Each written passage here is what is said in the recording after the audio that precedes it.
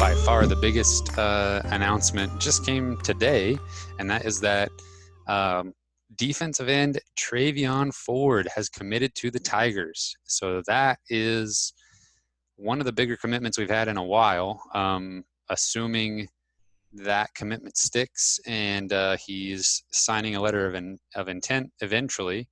That's just a huge pickup for Coach Drinkwitz and the defense. Yeah, for sure. And yeah, he's coming from Lutheran North, who's kind of a powerhouse high school program in St. Louis, and they pump out Division I talent like anybody in the country, as well as anyone in the country. And yeah, like you mentioned, it's indescribable almost how big of a pickup this is for Missouri and for Coach Drinkwitz, and what it means for the on-field product. It's huge, and the fact that Missouri's losing so many defensive linemen after the season, and we really need to reload there. And we've got two solid defensive linemen so far coming in, and and just kind of the off the field stuff, just how important he is to this class in general, and being from St. Louis. And we've talked about it a lot on this podcast in the past, just about the struggles that Missouri has had recruiting St. Louis in the last few years. And we saw certain times Barry Odom did okay, and Gary Pinkel had a couple decent good years where he had a nice haul from St. Louis, but there's definitely been some kind of communication breakdown or some kind of miscommunication over the years where we just don't get good players from St. Louis very often, and that seems to be kind of the case in basketball too, but definitely football. And it's just insane what Coach Drinkwitz has done in this class so far.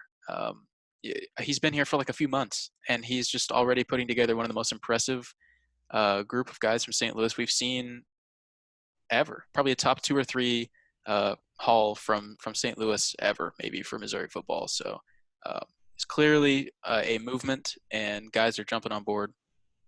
Yeah, Ford in particular had offers from everybody, including Alabama, Texas, Oklahoma. So anytime you have a guy that's being offered by those kind of programs and he chooses Missouri, it's huge. You talked about the state rankings. He's, according to 24/7 Sports, Travion Ford is 3rd in the state of Missouri. That's according to the 24/7 Sports composite. According to just 24/7 Sports, he's 2nd in the state. And then, of course, the number 1 player in the state, cornerback from DeSmet, is going to Ohio State. So that's what we have come accustomed to seeing at the top of the state rankings, is players leaving the state of Missouri and going to Ohio State, Notre Dame, Texas, Oklahoma.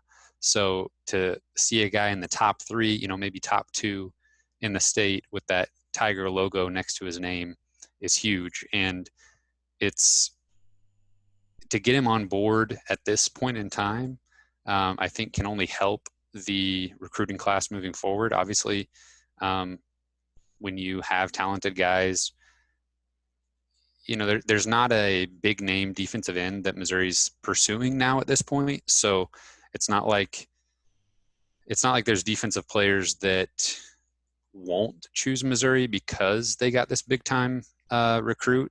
I think it'll just encourage more players to jump on board if they were kind of on the fence beforehand.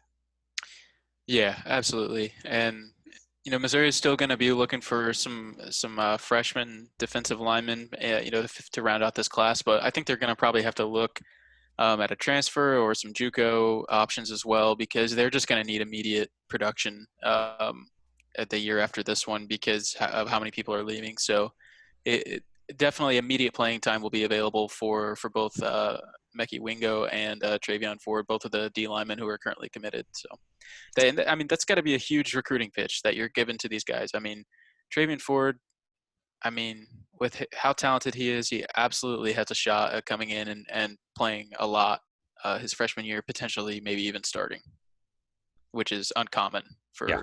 for freshmen, even highly touted freshmen. Yeah, especially at that position. Looking at the recruiting rankings as far as the team is concerned, it looks like that commitment bumped them from 9th to 5th in the SEC, and they're now sitting at 27th nationally. And that is something that you can work with. Yeah. That is absolutely, kind of what we're looking for out of a Mizzou recruiting class. We've talked about multiple times how middle of the road in the SEC is top 30, top 25 in the country, just because of how many recruiting juggernauts there are in the SEC. So Hmm. that type of thing, fifth in the conference, around top 25 in the nation, that is absolutely what you want to see from a Missouri recruiting class. Yeah, for sure. And I mean that's up there with some of Missouri's best classes. And we'll see how it all shakes out. By the time signing day's here, because sometimes if you just have more or less recruits, depending on like doesn't matter how good or bad they're ranked, that can influence that ranking. So it'll be really be interesting to see where Missouri shakes up or ends up whenever this is all finished. But clearly, it doesn't take an expert to see that there's momentum. There's some really a strong foundation to build upon, and it really seems like there's going to be more guys jump on soon. There's so much talent in Kansas City and St. Louis, and there's definitely more uncommitted guys out there that I think Missouri has a really good shot at.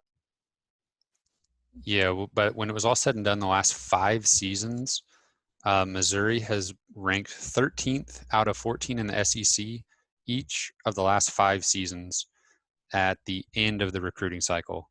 The last time they were not ranked 13th was when they were ranked 12th, and that recruiting class was highlighted by Terry Beckner Jr. and Drew Lock. So it would take a lot. It would take more, I should say, for Missouri to hold on to their standings in the SEC recruiting rankings. But this is obviously a great start, and even if they regress a little bit, it will still be manageable.